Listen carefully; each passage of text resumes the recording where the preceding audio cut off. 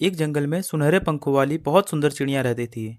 उसका प्रिय भोजन पेड़ के तनों पर रहने वाले कीड़े थे। एक दिन वह इधर उधर उड़ते हुए अपना भोजन तलाश रही थी।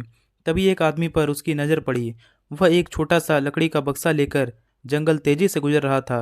चिड़िया को उस आदमी की जल्दबाजी देख कुछ हैरानी हुई और उसने उसे रोक कर पूछा, भाई क्या बात है, इतनी जल्दबाजी में कहाँ जा रहे हो? कुछ परेशानी है क्या? नहीं तो ऐसी कोई बात नहीं है। आज सुबह से मैं पेड़ के तनों में रहने वाले कीड़ों को इकट्ठा कर रहा था। इस लकड़ी के बक्से में मैंने उन कीड़ों को भरा हुआ है।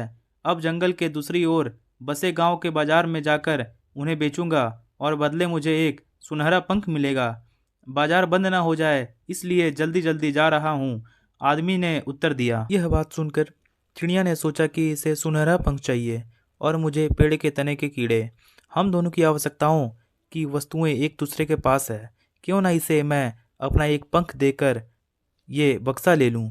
इस तरह मुझे भोजन की तलाश में भटकना नहीं पड़ेगा। उसने किसान को कहा कि मुझे तुम ये बक्सा दे दो, इसके बदले मैं तुम्हें एक सुनहरा पंख दे दूंगी। किसान को बिना बाजार गए ही सुनहरा पंख मिल रहा था, इसलिए वह तैयार हो गया। चिड़िया ने खुशी खुशी अपना एक पंख उसे दिया और लकड़ी का वह बक्सा ले लिया। साथ ही उसने उस आदमी को रोज सुनहरे पंख के बदले कीड़े लाने के लिए राजी कर लिया। उस दिन के बाद से चिड़िया को बिना किसी मेहनत के रोज कीड़े मिलने लगे। उसके बदले वह अपना एक पंख तोड़कर दे देती। बिना इधर उधर भटके उसके दिन मज़े से बीतने लगे। लेकिन ऐसा करते करते चिड़िया के पंख खत्म होने लगे। उसे उड़ने में परेशानी होने लगी। वह दिन भी आया जब उसके सारे पंख समाप्त हो गए। अब वह उड़ने में पूरी तरह असमर्थ हो गई।